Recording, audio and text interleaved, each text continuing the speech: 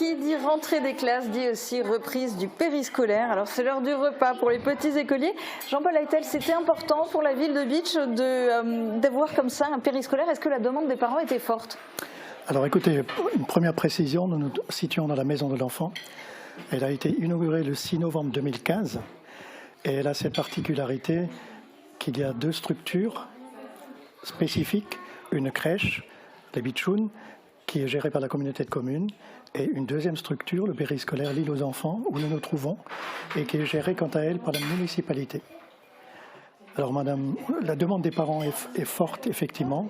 Il y a une capacité de 80 places, et s'il y a des inscriptions, des demandes d'inscription pléthoriques, il y a un certain nombre de critères qui interviennent pour départager les inscriptions. Voilà.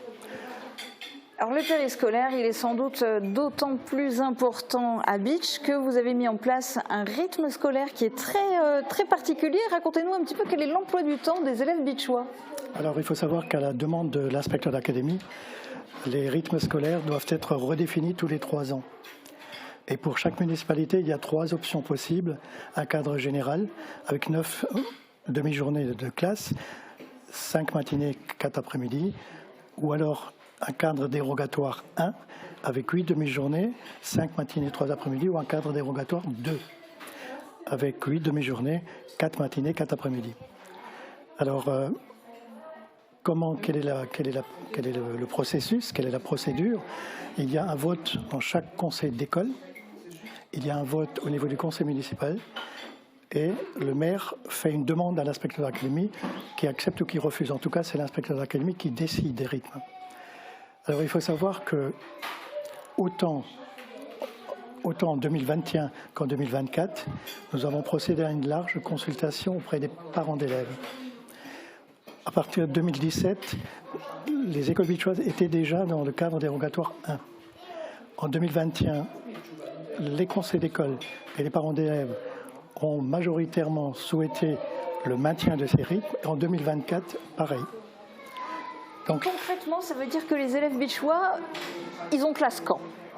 Pardon, les élèves... Du coup, les élèves bitchois ont classe quand? Alors les élèves bitchois, on va dire, je vais vous répondre de manière autre, les élèves bitchois sont libérés le mercredi après-midi et le vendredi après-midi. Ce qui permet de faire des activités, mais ce qui nécessite d'autant plus d'avoir un périscolaire. Côté école, il y a aussi un gros projet à Bitche, c'est un projet de regroupement scolaire. On en est où? Alors nous en sommes actuellement à la phase d'étude de faisabilité. Elle est pratiquement bouclée. Nous sommes partis d'un constat. Le périscolaire est très distant des écoles, ce qui engendre des transports, donc des coûts. Deuxièmement, les bâtiments sont anciens, Gunzer 1940, Pasteur Rempart 1957, Champ de Mars 1978. Voilà, donc ce qui suppose des frais de maintenance et des réparations constantes d'une semaine à l'autre, d'une année à l'autre, donc des coûts importants. D'où l'émergence d'un projet de regroupement scolaire qui doit répondre à un besoin dans le temps, qui va engendrer un investissement considérable et qui ne sera crédible que s'il dégage des plus-values. Il y aura des plus-values, le cas échéant, pour la municipalité en termes d'allègement des charges sur le budget de la ville. Il y aura des plus-values pour les enseignants et les élèves en termes d'organisation pédagogique plus coordonnée à cause de l'unicité de lieu, une prise en charge plus facile pour les enfants en difficulté et une facilitation également pour les conseils d'école. Et puis, il y aura des plus-values pour les parents. Les déplacements sont facilités, ainsi que le stationnement. Les déplacements sont facilités, pourquoi? Parce qu'il y aura des horaires uniques et non plus distincts. Et à un seul endroit, il n'y aura plus la charge, enfin la contrainte de la carte scolaire. Et ça facilitera l'accessibilité et ça favorisera la mixité sociale.